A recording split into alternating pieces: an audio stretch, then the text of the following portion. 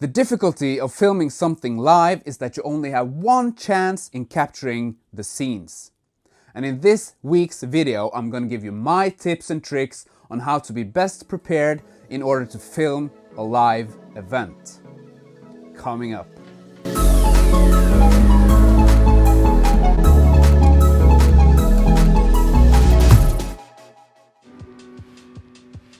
Thank you so much for clicking into this video. My name is Roger, and on my channel I talk about cameras, tech gear and filmmaking. And if this is something that you're into, please consider hitting the subscribe button down below and click that bell icon too, then you will get a notification every time I come out with a new video. A little while ago, a colleague and a really good friend of mine lost his father to cancer. And during the times that we are in right now, the church has a limit on how many people can attend a funeral. That's when my friend and colleague contacted me and my business partner and asked if we could film the funeral so he could send that video over to the rest of the family that were not able to attend the funeral. And of course we would do that.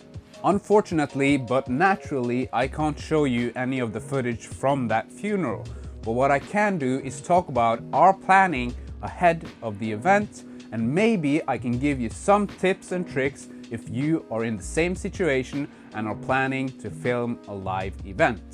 The difficulty of filming something live is that you don't have any second chances. You need to be prepared for anything that can happen, and you need to have the camera ready all the time to capture every special moment. And how can you be prepared? Well, that all comes down to planning. Planning is the most important thing you can do before filming a live event, because there are no second chances. You can't just say, "Hey, stop, I want to take that one more time," or "You should be down there," or maybe you could cry one more time like that, just like you did before.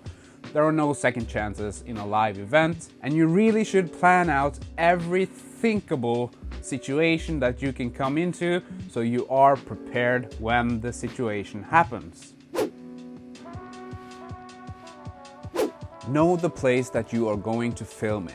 In our case, we already knew how the church looked inside, so we knew where we wanted to place our cameras. But if you don't know the location of the event that you are going to film, make sure you visit the place beforehand so you can test out what camera you want to place where and what kind of lenses you want to use in the different locations. Always have a backup camera. And what do I mean with a backup camera? In our case, at the funeral, the point of us filming the funeral is that the family that weren't able to attend should have a feeling that they actually were there. So what we needed was a backup camera standing on a tripod inside of the church, filming the whole event. That way, when I was editing the movie, I always had something to go back to when the other cameras either were out of focus, shaking, or changing positions. Always think about how you're going to edit the film. When I plan out an event, even if it is a live event, filming a planned video, filming a music video, I always imagine how the video is going to look. I always visualize the end result. That way I can do more planning before the editing process. And that makes it easier for me to plan where I want the cameras to be at what time. Know the agenda. Know the schedule of the event. In every planned event, there's always somebody that has an overview on what's going to happen and when it's going to happen. If you know what's going to happen, where it's going to happen, and at what time it's going to happen, you can plan out where you're going to be, at what time you're going to be there, and at what angle you're going to point your camera. Are there going to be speeches? Are there going to be singing? Are they going to be dancing? If you can get a hold of somebody that knows what's going to happen and when it's going to happen, this makes it much easier for you to plan where you need to have each and every camera placed at the right time That way, you're always one step ahead in order to capture every important scene so you don't miss anything. And when you have this plan of the event, then you can decide what kind of lenses do you need, what kind of lenses do you have to use in order to capture each and every scene. Maybe you need a wide lens in order to capture something, and then you need a narrow lens in order to capture something else. If you choose to film the event with different kind of lenses, this might give the audience a more cinematic and more professional experience when they are watching the final product at home. If you are filming the event with several cameras like we did at the funeral, try and shoot the event with the same kind of cameras or the same camera model. This will give you a better result when it comes to the finished product. But there is one thing that's even more important than shooting with the same kind of camera model, and that is whether you're shooting with the same kind of camera model or you're shooting with different kind of camera models, make sure you have the same settings or as similar settings as possible in all the cameras. Make sure you have the same white balance, make sure you have the same picture profile, the same shutter speed, the same f-stop or aperture on the cameras. All this to make the finished video seem like it was shot with the same camera. And this will give you a more professional look in the end. Many cameras have a limited recording time. My cameras have a limited recording time of 30 minutes. Try and make sure that you don't start the recording on all your cameras at the same time. Or if you do, make sure that you stop and start recording again at different moments. This is to make sure that you always have a camera filming the event. Also make sure that your memory cards have enough storage or recording time in order to cover the whole event.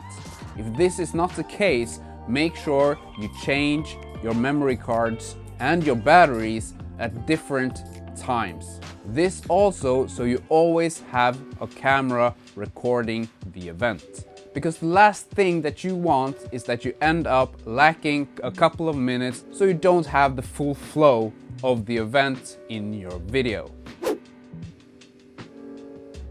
Then we have audio. If you don't have good audio in the video, you might as well not shoot anything at all. Because if you have good audio, the audience will be more forgiving with a bad picture quality than a good picture quality and a really bad audio. Because more than 50% of the experience is the audio. So really do the planning here. Plan out where you need to put each and every microphone in the room or in the event in order to capture all that is needed.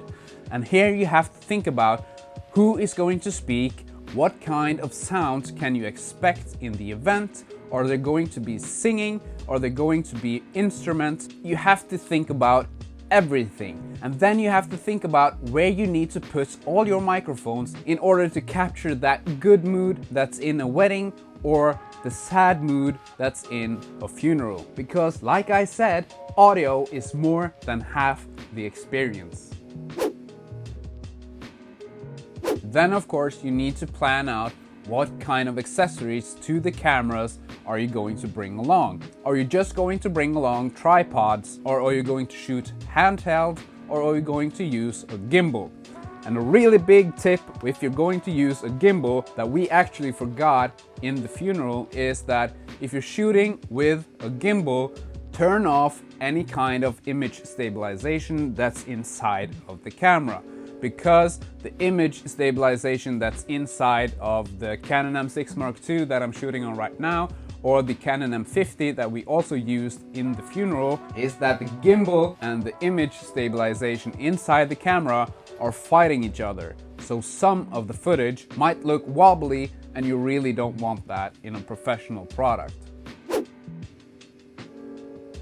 Then we come to the gear that you're going to use. Go through all the gear that you think you're going to use the night before the shoots. Check out batteries, make sure they are fully charged, and make sure you have everything you need. The last thing that you want is to show up at the event missing some critical gear, and maybe the event is several hours away from where you live, so you don't have any options of going back and getting it. So look through all your gear the night before and make sure you have everything that you need. So that's my video for this week. I hope there was something inside of this video that you can use if you are going to shoot a live event. If you like this video, please give it a thumbs up. That will really help me a lot. If you've been to my channel before, thank you so much for coming back. I really do appreciate that. And if you haven't been here before, but you liked the content of this video, check out some of the other videos on my channel. And please consider hitting the subscribe button down below and click that bell icon too. Then you will get a notification every time I come out with a new video. And please leave me a comment in the comment section down below. I read every comment, I try to answer to every comment, and I really appreciate the feedback that you guys give me. And if you have any questions, fire away. Maybe I can't give you an answer to the question, but maybe some of the other viewers might know the answer and they can help you. And that's my point of this channel. I hope I can grow this channel into a big community where we can share knowledge, help each other out, and enjoy the process of video making. So thank you for stopping by. Maybe I will see you in another video. Bye.